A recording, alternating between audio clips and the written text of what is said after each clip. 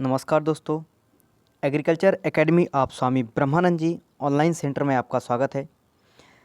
चलिए दोस्तों, आज हम आपके लिए बहुत ही गोल्डन चांस बोले तो और जो भी प्राइवेट सेक्टर में वैकेंसीज़ वगैरह निकली हैं पशुपालन विभाग में, तो वो मैं आपको आपके बीच और डिस्कस करना चाहूँगा कि आप उस फार्म को भरकर अपनी जॉब पा सकते हैं। और इस वीडियो को लास्ट तक देखिएगा, क्योंकि आपके लिए आज के लिए ये वीडियो बहुत ही इंटरेस्टिंग होने वाला है और आपके भविष्य को लेते हुए भी ये वीडियो बनाया जा रहा है। चलिए दोस्तों, देखते हैं इसके बारे में ज़्यादा समय न लेते हुए। आपका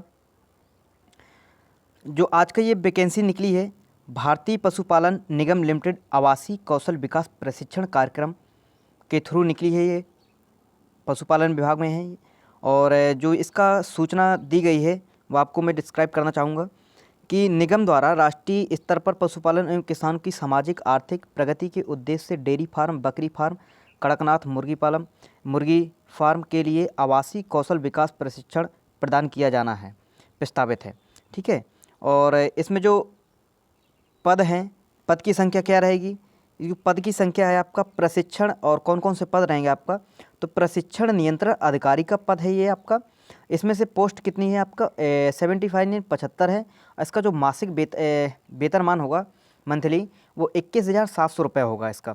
और जो दूसरी पोस्ट है आपका दिया गया है, दूसरी पोस्ट दी गई है आपका कि प्रशिक्षण प्रभारी की। तो प्रशिक्षण प्रभारी में इसकी जो पद संख्या है कितनी है आपका? 600 पद है इसमें। और जो 600 पद है, इसका जो वेतनमान रहेगा आपका 18,500 से स्टार्टिंग रहेगी इसकी वेतनमान। ठीक है। और तीसरी जो पोस्ट दी गई है आपका प्रशिक्षण समन्वयक, आपका ये है 1200 इसमें पोस्ट हैं आपका। और इसका जो वेतनमान रहेगा 15,600 रुपये से स्टार्टिंग रहेगी। और जो चौथा पद है आपका, वो आपका प्रशिक्षण सहायक है। इसमें 600 पोस्ट है, वो 6,000 पोस्ट हैं, याद रखिएगा। और इसका जो वेतनमान रहेगा आपका 12,800 रुपये इसका वेतनमान रहेगा। याद रखिएगा दोस्तों, बहुत ही गोल्डन चांस है इस बार डेयरी विभाग में। ये लिमिटेड कंपनी है आपका। आपकी तो जो वेतनमान है ये अभी शुरुआती वेतनमान रहेगा। इसके बाद जैसे ही आप एक्सपीरियंस होल्डर बन जाते हैं तो आपका वेतनमान बढ़ सकता है, याद रखिए दोस्तों। और इसके अनुसार और क्या दिया गया, इसमें से जो शैक्षणिक पात्रता दी गई है, पात्रता कि आपकी क्या शैक्षणिक व्यवस्था होनी चाहिए, तो उसमें जो दिया गया है कि भारत में विधि द्वारा स्थापित विश्वविद्यालय से किसी विषय पर स्नातकोत्तर पशुपालन कृषि क्षेत्र में डेयरी फार्म, बकरी फार्म, कड़कनाथ पोल्ट्री, मुर्गी फार्म प्रशिक्षण कार्यक्रम के अनुभव रखने वाले आवेदक को चयन में प्राथमिकता दी जाएगी। यहाँ पर एक उन्होंने बात क्लैरिफाई कर दिया है, अगर आपके पास ये सब डिग्रियाँ हैं या कोई आपके पास अनुभव है इस चीज़ का, डेयरी फार्म का, तो आपको जो प्राथमिकता है तो पहले ही प्राथमिकता दी जाएगी। अन्यथा की स्थिति में क्या होगा कि आप इसको फार्म को अप्लाई कर सकते हैं और जॉब पा सकते हैं। आप एग्रीकल्चर से हैं, ये फिर किसी से भी आप कोई से भी एमएससी है आपकी या फिर बीएससी है, कोई फ़र्क नहीं पड़ता, आप फार्म को अप्लाई करिएगा। ठीक है। और आगे देखते हैं इसमें क्या दिया गया है।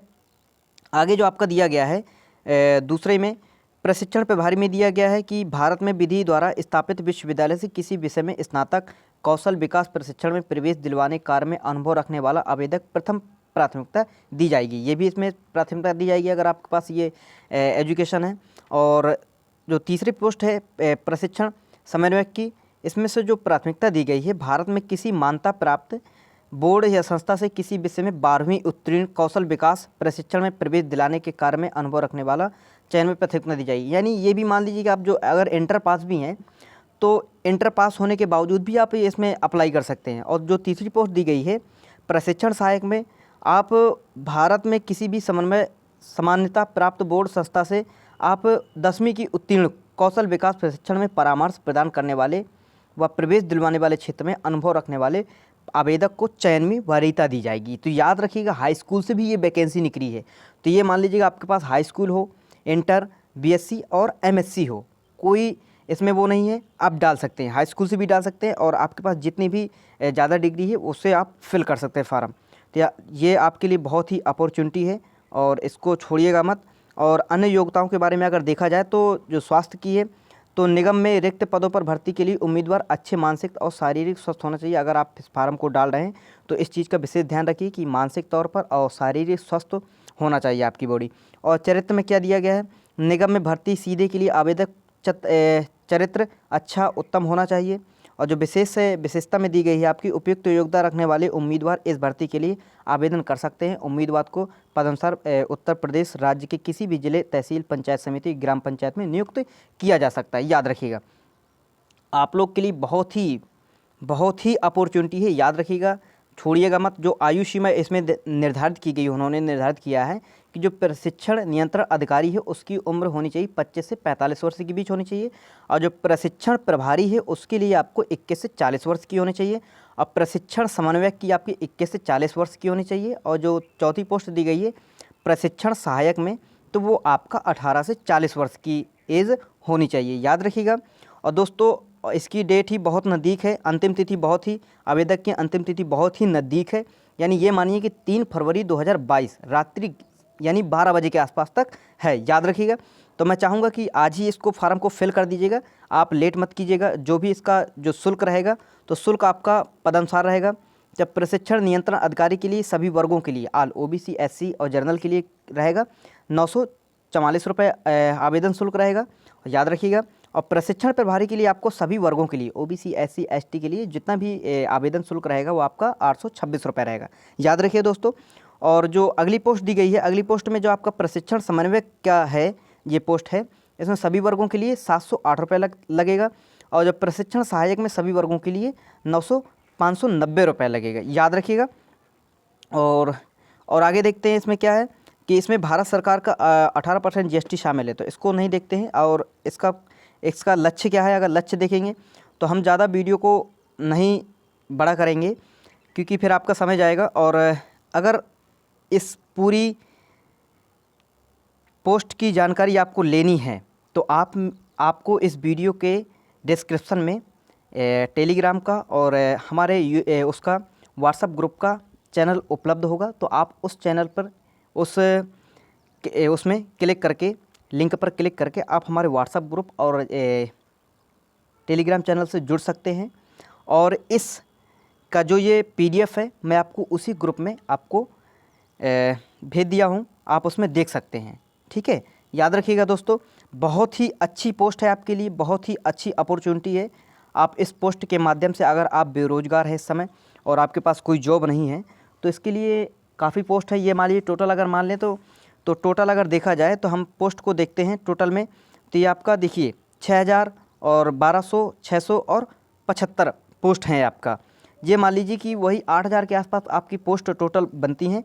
तो 8000 पोस्ट यानी बहुत होती हैं, तो बार बार ऐसा मौका नहीं, चांस मिलता है। और जो आपका सिलेबस की बात इसमें कर लेंगे तो हिंदी भी आएगी और भारत में कृषि पशुपालन का आएगा, और इसमें देख लें राष्ट्रीय स्तर पर आएगा और कौशल विकास आएगा, जो कंप्यूटर भी आएगा इसमें, ठीक है। और जो इसका पेपर का टाइम रहेगा, वो पेपर का आपका टाइम रहेगा 30 मिनट का पेपर रहेगा, याद रखिएगा। कितना रहेगा, 30 मिनट का। तो जो हिंदी में होगा, हिंदी में वो उसका 10 मार्क का हिंदी होगा। और भारत में कृषि पशुपालन 10 मार्क का होगा। और कौशल विकास स्किल डेवलपमेंट में 10 नंबर का उसमें आएगा। और समन्वयक राष्ट्रीय स्तर पर 10 नंबर का रहेगा। कंप्यूटर के मूलभूत सिद्धांत 10 नंबर के रहेंगे, याद रखिएगा दोस्तों। बहुत ही अपॉर्चुनिटी है आपके लिए। और कुछ एग्रीकल्चर से भी क्वेश्चन रहेंगे इसमें, दिया नहीं गया है पर एग्रीकल्चर के रहते हैं क्वेश्चन। तो आप इस फार्म को फिल कर सकते हैं। आप अगर हाई स्कूल पास हैं, इंटर पास हैं, BSc पास है या MSc पास हो, तो आप इस फार्म को फिल कर सकते हैं अगर आप बेरोजगार बैठे हुए हैं तो।